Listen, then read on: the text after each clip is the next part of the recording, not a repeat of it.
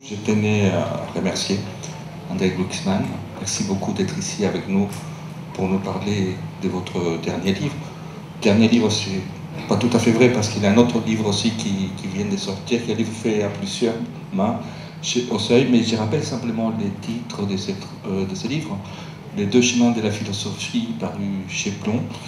Et avant de commencer, vous pouvez nous expliquer un peu de cette photo-là parce qu'elle est assez intrigante aussi. Est-ce que c'est vous qui l'avez choisie? Bon, écoutez, c'est une photo d'un grand photographe qui était aussi mon ami, il s'appelle Dick Avdon. Et bah, ça s'explique pas une photo, pas plus d'ailleurs que... Non, ça ne s'explique pas, mais en même temps, je pense que ça donne un peu l'élan, aussi sa signification par rapport au livre et par rapport surtout au titre du livre, Les deux chemins de la philosophie. Alors, regardez la photo et rêvez. Oui, enfin, il y a gros l'idée de mon livre, mais pas de la photo. Elle était faite avant. Dick Avdon est mort. Bon. Mais enfin, elle est suffisamment compliquée.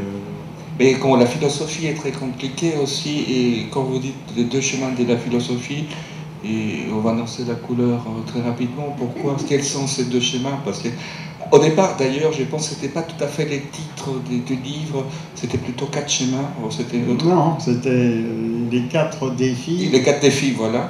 Bon, alors, voilà. On parle plus de la photo parce qu'elle est suffisamment... Elle interloque, et de fait, la philosophie interloque. Maintenant, quand on dit que c'est compliqué, je ne crois pas. Je crois qu'il y a deux manières de philosopher. L'une qui est finalement audible et dans laquelle on peut entrer, c'est la philosophie socratique. Vous savez que Socrate était le père de la philosophie, c'est de lui qu'on doit ce nom philosophie, et il était en Grèce, à Athènes.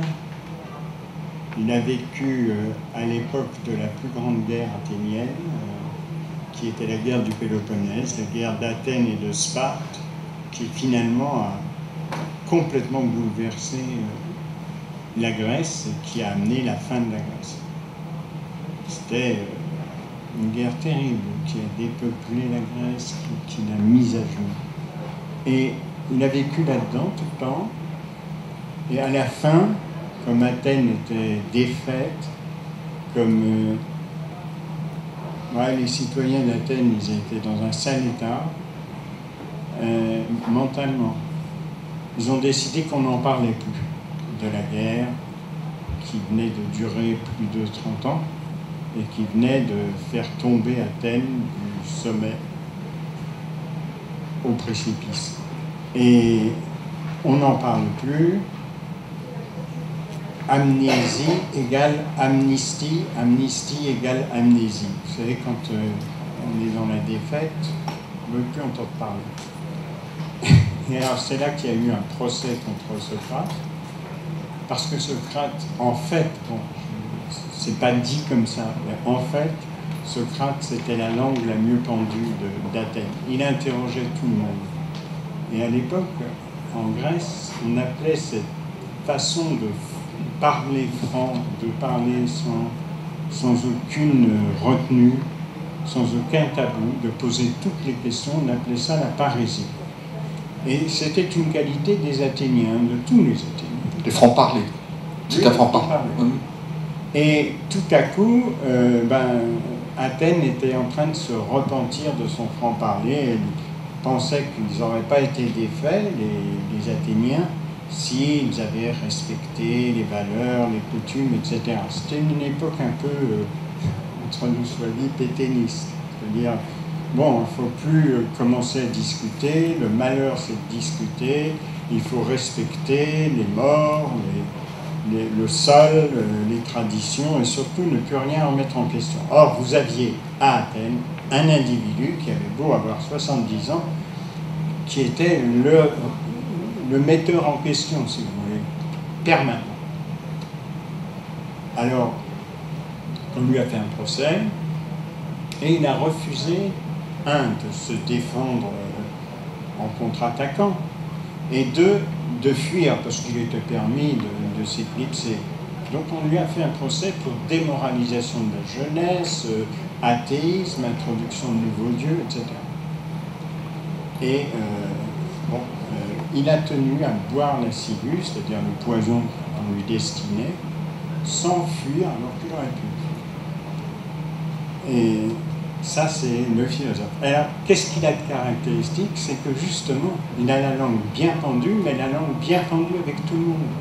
C'est-à-dire qu'il interroge les puissants et les humbles, qu'il interroge les vieux et les jeunes, et puis les poètes, les politiques, les prêtres, tous, les savants. Et faisant cela, il était aimé par des jeunes adolescents qui le trouvaient plutôt intéressant et qui s'amusaient à poser les mêmes questions à leurs parents, lesquels parents n'appréciaient pas vraiment cette remise en question. Et surtout, les adolescents s'apercevaient que les questions qu'ils posaient, les parents ne se les avaient pas posées à eux-mêmes. Et donc, qu'ils étaient un peu out.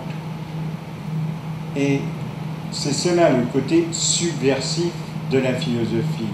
Elle est subversive justement parce qu'elle ne prend pas les choses de haut, mais qu'elle les prend à ras terre et qu'elle interroge. Alors ça donne, si vous voulez, dans la tradition, quelqu'un comme Montaigne, dont vous ne savez pas encore aujourd'hui en France si c'est un philosophe ou si c'est un écrivain. Est-ce qu'il doit être étudié en première ou en philo? Donc il est étudié nulle part, comme ça c'est plus simple. Et puis ça donne d'autres. Vous avez en France Descartes qui explique qu'il écrit en français pour que les femmes, les dames, le lisent.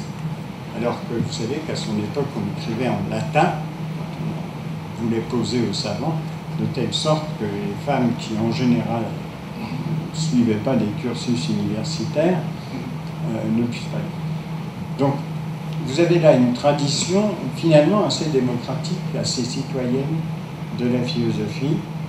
Et puis, vous en avez une autre. Déjà à l'époque de Socrate, on appelait ça les sophistes, des gens qui prétendaient tout savoir. Alors, Socrate, c'est un peu le philosophe par défaut, qui dit, mais au fond, moi, je ne sais pas, mais est-ce que vous savez vraiment mieux que moi? Alors, interrogeons, vous prétendez savoir, moi, je ne sais pas. Et il terminait en disant, au moins moi, je sais que je ne sais rien, alors que vous ne savez même pas cela, que vous ne savez rien. Bon.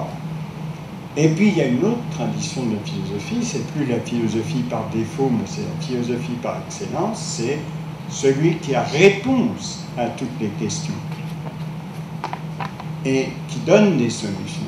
Alors, ça peut être différents genres. Chez les sophistes, il y en avait un qui s'appelait Hippias, et il était capable de tout faire. Il faisait ses propres chaussures, ses propres pantalons, etc., etc. Il savait tout. Et puis il y en avait d'autres qui savaient la loi du monde, qui savaient comment la nature était faite, qui savaient comment un dieu ou plusieurs avaient fait la nature, etc., etc. Donc eux, ils savaient, et ils avaient réponse. Et ces deux voies de la philosophie, c'est aussi un style. Dans le style du philosophe par défaut, du philosophe qui interroge, il n'y a pas besoin d'élaborer un splendide vocabulaire incompréhensible à la plupart des gens. Par contre, si vous affirmez savoir, la meilleure façon de vous défendre, c'est de vous rendre incompréhensible. Comme ça, on se dit, qu'est-ce qu'il est savant, qu'est-ce qu'il en sait, moi jamais je n'en saurais autant, etc. Et ça, c'est une grande tradition de l'université, c'est une grande tradition en particulier de la philosophie allemande au XIXe siècle.